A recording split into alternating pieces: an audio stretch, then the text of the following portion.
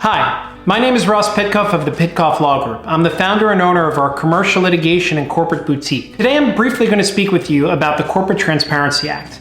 Now, the Corporate Transparency Act is a creature of Congress that came out of a National Defense Act from 2021. The idea was many smaller entities existing in the United States where nobody really knew who the beneficial owners were. The concerns then became that there might be people who were laundering money, there might be people that were engaging in funding terrorism, or engaging in other illicit conduct that were able to get away with this and funnel these monies through these entities. This act was designed to specifically ensure that we would no longer have this problem moving forward. Hence, the act became a reality and is governed by FinCEN, which is the reporting agency that one needs to provide information to concerning beneficial owners of companies. With respect to the Corporate Transparency Act, it is important that beneficial owners and company applicants report and file their information. It's called a beneficial ownership interest report with FinCEN every time that the company has a new beneficial owner. First, we'll start with who actually needs to file with FinCEN.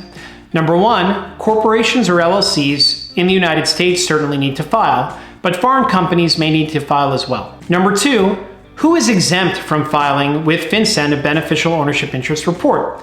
And the answer to that is large institutions that are governed by other entities do not actually have to file with FinCEN. So banks, insurance agencies, companies that are already subject to regulations such as anti-money laundering file this information anyway. So it would be redundant for them to have to file with FinCEN. Moreover, and beyond that, publicly traded companies are subject to the requirements of the SEC. So they too do not have to file with FinCEN because this would be considered redundant. Now, companies that have gross revenues of 5 million or more, employees of 20 or more, and to have a physical location also need not actually file. The government's not concerned with businesses that they can ultimately find and go to in person to ensure that there's nothing illicit or improper taking place.